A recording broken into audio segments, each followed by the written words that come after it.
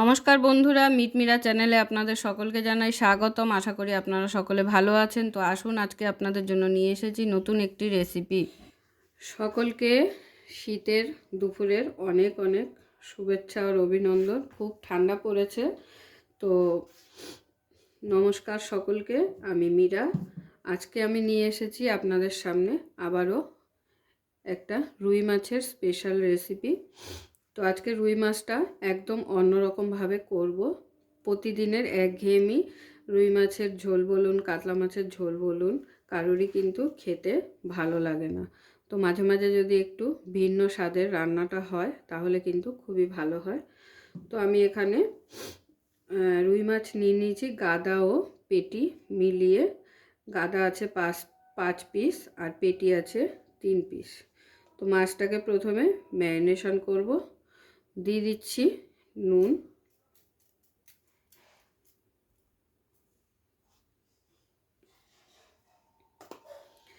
আর দিয়ে দেবো একটু লেবুর রস।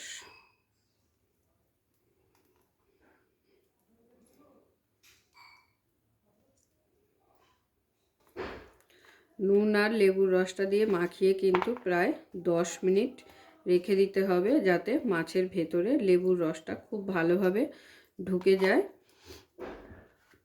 আর ততক্ষণে মশলাগুলো রেডি করে নিতে হবে। মশলা রেডি হতে হতে মাছের ম্যারিনেশনটা কিন্তু খুব ভালোভাবে হয়ে যাবে। তো আমার নুন আর লেবুর রস মাখিয়ে নেওয়া হয়ে গেছে। এবার আমি মাছটাকে সাইডে রেখে দেবো। এবারে একটা পেস্ট তৈরি করে নেব। তো আমি শিলনোড়ায় করে নিচ্ছি। আপনারা চাইলে পেস্টটা মিক্সিতেও করে নিতে পারেন। তো আমি এখানে নিয়ে নিচ্ছি পোস্ত। পোস্ত দেখে আবার ভাববেন না কিন্তু যে এটা রুই পোস্ত হচ্ছে। এটা কিন্তু একদমই অন্য ধরনের একটা রেসিপি। তো পোস্তটাকে আমাদের বেটে নিতে হবে। পোস্তটা আমি আগে বেটে নিচ্ছি, এরপরে আরও একটি পেস্ট কিন্তু আমাদের তৈরি করতে হবে। তো পোস্তটা আগে বেটে নিই, তারপরে ওই পেস্টটা তৈরি করব। তো এবারে আরেকটা যে পেস্ট তৈরি করব সেটার জন্য আমাদের সমস্ত কিছু ভেজে নিতে হবে। তো প্রথমে দিয়ে দিচ্ছি কড়াইতে সামান্য পরিমাণ একটু সর্ষের তেল। তেলের মধ্যে এগুলোকে প্রথমে ভেজে নিতে হবে। ভেজে নিয়ে তারপরে কিন্তু মশলাটা রেডি করব। তো দিয়ে দিচ্ছি কয়েক কোয়া রসুন, তারপর দিয়ে দিচ্ছি পেঁয়াজ,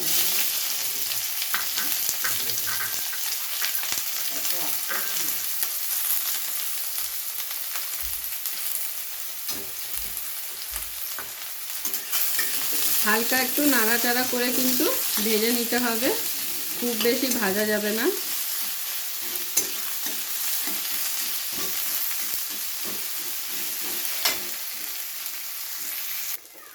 তো পেঁয়াজটা যখন এরকম হালকা ভাজা ভাজা হয়ে যাবে তখন এর মধ্যে দিয়ে দিতে হবে আদা কুচি। আদা কুচি কিন্তু খুবই সামান্য দিয়েছি। আদাটাকেও পেঁয়াজের সাথে একটু ভাজা ভাজা করে নেব।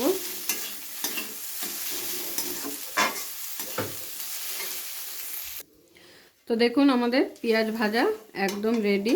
তো এবারে কী করতে হবে, এটাকে একটা পেস্ট তৈরি করে নিতে হবে। তো আমি এটাকে এখন শিলনোড়ায় নিয়ে নিচ্ছি, এটাকেও বেটে নেব।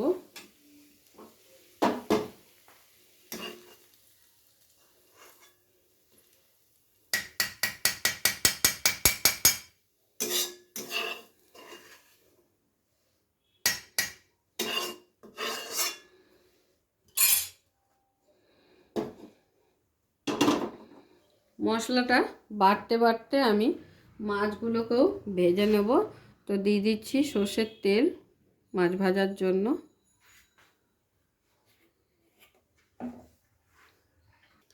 তো এবারে এটারও কিন্তু একটা পেস্ট করে নেব। আপনারা কিন্তু মিক্সিং জারে করে নিতে পারেন পেস্টটা। তো আমি শিলনোড়াতেই বেটে নিচ্ছি। আর এদিকে দেখুন তেল কিন্তু আমার গরম হয়ে গেছে। এবারে তেলের মধ্যে এক এক করে মাছগুলোকে ছেড়ে দেব, দিয়ে মাছগুলোকে ভেজে নেব। আর পেস্টটাও কিন্তু আমি এদিকে রেডি করছি। তো প্রথমে দিয়ে দিচ্ছি তেলের মধ্যে সামান্য একটু নুন। নুনটা দেওয়ার কারণ হলো যাতে মাছগুলো লেগে না যায় কড়াইয়ের গায়ে।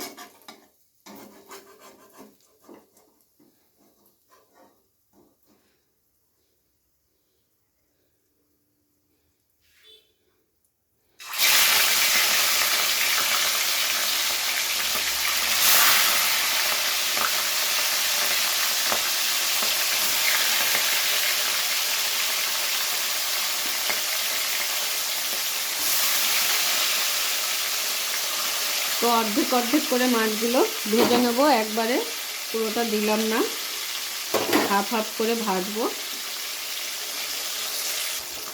তো মাছের এক পিঠ ভাজা হয়ে গেছে, আমি এবারে উল্টে দেবো মাছগুলো।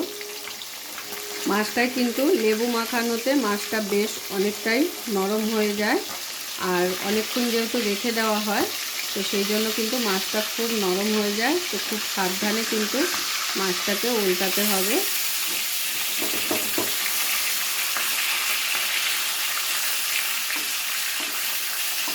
তো দেখুন সমস্ত মাছ কিন্তু আমার তাহলে ভেজে নেওয়া হয়ে গেল। এবারে এই তেলের মধ্যে ফোড়নের জন্য দিয়ে দেবো কালো জিরে,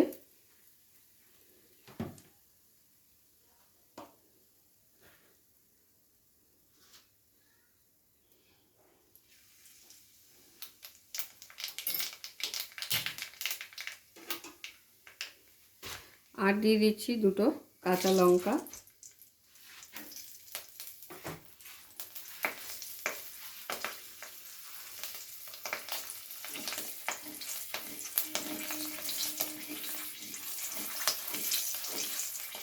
ফোড়নটাকে হালকা নেড়ে চেড়ে ভেজে নেওয়ার পরে এখানে অ্যাড করে দিচ্ছি পোস্ত বাটাটা। আমি কিন্তু ওই মাছ ভাজার তেলেই রান্নাটা করে নিচ্ছি আলাদা করে। যদি তেলের প্রয়োজন হয় তখনই কিন্তু তেলটা অ্যাড করবেন, না হলে দরকার নেই। পোস্ত বাটাটাকে তেলের সঙ্গে খুব ভালো করে নেড়ে চেড়ে নেব, একটু ভেজে নেব প্রথমে।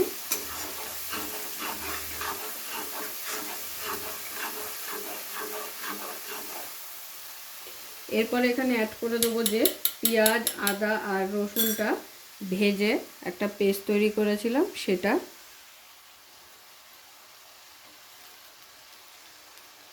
এটাকে দিয়ে এবারে পোস্তর সঙ্গে খুব ভালোভাবে মেশাতে হবে। আর দিয়ে দেবো এখানে 2 চামচ মতো টক দই নিয়েছি। আর এই টক দইটা কিন্তু আপনারা চাইলে পেঁয়াজ, আদা, রসুন যে পেস্টটা আপনারা মিক্সিং বাটিতে তৈরি করবেন সেটায় একসাথে করে নিতে পারেন। যেহেতু আমি হাতে বেটেছি তো সেই কারণে সমস্ত কিছু আলাদাভাবেই মেশালাম। আর এই সময় কিন্তু গ্যাসের ফ্লেমটাকে লোতে রেখে খুব ভালো করে মেশাতে হবে, নাহলে কিন্তু দইটা ফেটে যাওয়ার সম্ভাবনা থাকে।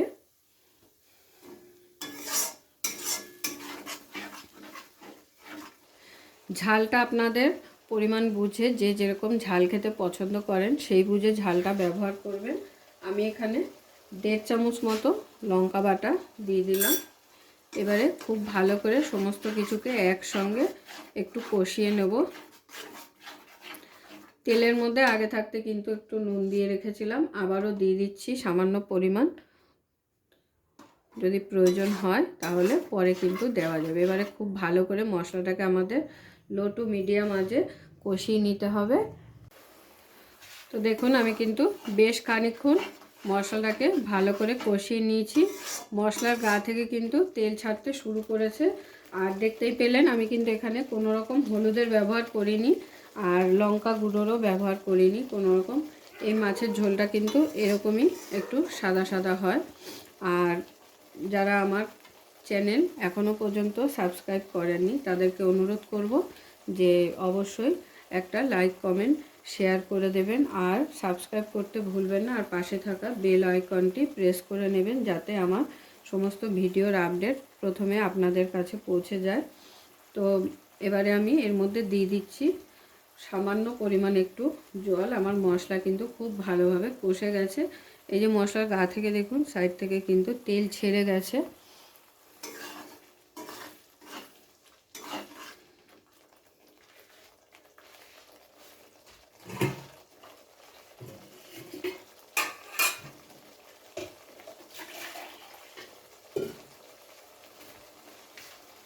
খুব বেশি জল কিন্তু এর মধ্যে দেব না, সামান্য জল দেব, কারণ এটা একটু গা মাখা হবে। আর প্রতিদিনের একঘেয়েমি রান্নার স্বাদকে পাল্টানোর জন্য এরকমভাবে একটু রান্না করে খেয়ে দেখবেন, অবশ্যই ভালো লাগবে আপনাদের। এই রেসিপিটা কিন্তু খেতে অসাধারণ হয়। এবারে যখন ঝোলটা ফুটে উঠবে তখন এর মধ্যে দিয়ে দেবো মাছগুলো। দিয়ে দিচ্ছি কটা গোটা কাঁচা লঙ্কা। তো ঝোলটা কিন্তু ফুটে উঠেছে, এবারে ঝোলের মধ্যে এক এক করে মাছগুলোকে দিয়ে দেবো।